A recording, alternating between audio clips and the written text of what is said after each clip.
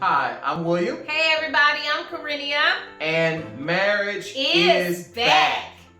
Today, we're going to talk about abuse. Why do people become abusive? And what the heck are people doing? Are we doing? How does this thing get so out of control?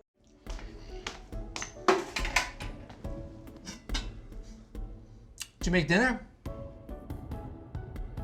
I sure did. Where's mine? It's in the dough.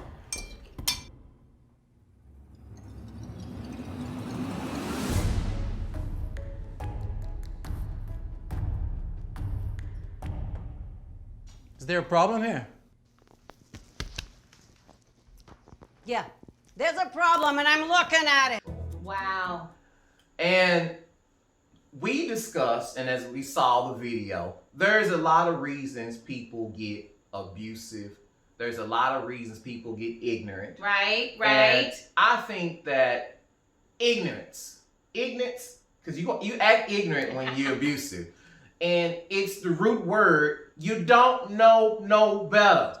Yeah, well. You don't.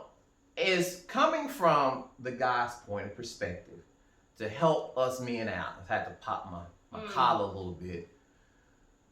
When we are talking, when we are trying to prove our point, and a lot of times men show, and I'm gonna be honest, you show your ignorance of not knowing how to better resolve a situation without resorting to verbal attacks and physical attacks. Men are wired in a nature that we can be aggressive by nature. Like a bear. And a lot of times we haven't fully mastered the intelligent, the wisdom side of how to resolve conflict. I think it's the same thing for women. I definitely think it's generational. Mm-hmm. And in our culture, we may be raised to be more aggressive. We respond in a way because we both know when we grew up, we got whoopings. We got whoopings all the time. You do something wrong, you get a whooping for it. And that's a slave mentality. If you didn't do something wrong and your sibling was wrong, you still got the whooping. And so if you are taught this aggressive behavior, every time you do something wrong, you react with violence. You react out of anger. Then as you grow up into an adult, that's the same thing you do even in your relationship. And sometimes it's unconscious. So you're saying that people are taught this from children. I definitely think it has everything to do with your upbringing. So if you're a parent and you are talking crazy to your kids, yes, and you beating your kids, yes, and when your kid grows up, he's talking crazy to his partner and is beating his partner, that something went off young. Yes, generational. Yes, and I want to say this, honey, because I think we got made fun of a lot when we were raising our kids as children because we took time to talk to them. We did not whoop them for every single thing. I mean, yeah, they got some spankings, but we decided we were going to break generational curses with our own home. So we decided to talk to our children, let them know exactly what they did wrong. Wrong choices have consequences, but it's not always we got to find the belt. The belt or the switch or the ruler, in our case, we had a little ruler, was the last resort. It's the last resort. So when people grow up, and they still act like kids, and I use the word ignorance because that means we haven't learned how to resolve our differences and our conflicts. And we're not to treat our partners like they are a child. And this is what we're trying to get people to understand. If I'm trying to spank her, anyway, if I'm trying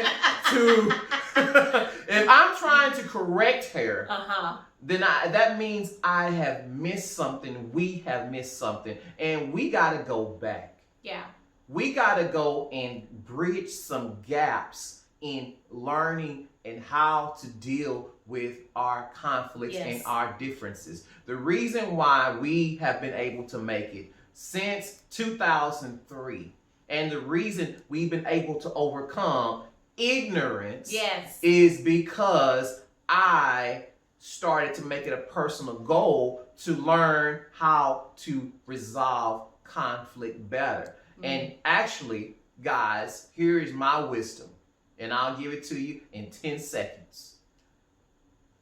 It's not worth arguing over most of the issues that will come up.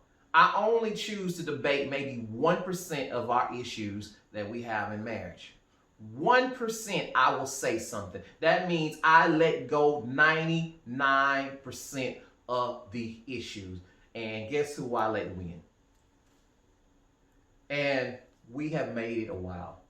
And I can honestly tell you, over the years that we have been married, we did not start out there. No, we argued over everything. We were ignorant, okay? Ignorant. And so I know over time, it got to the point where when he say he don't argue over everything, he literally just ignores it.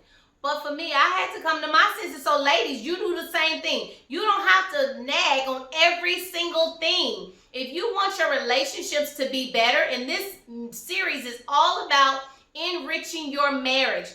Don't argue over everything. How do you beat somebody from being so overly aggressive towards you? You got to go all the way back to, where does that start? Mm-hmm. Where is the beginning of that? And if it starts with an argument over leftover food, and it excels to the point where y'all in the kitchen fighting, and you throwing dishes and pans and knives at each other, all because of some leftover food, something went wrong. So you got to go all the way back to the root. And I also want to say, if you getting your head beat in every day, that is not right. That is domestic violence, and you need to reach out to someone. Call the domestic hotline. You can go to the nearest hospital. You can talk to your church. You can call a counselor. You can reach out to us on our website, and we will get you some help, because you should not be in a relationship where you are getting beat down. That's man or woman.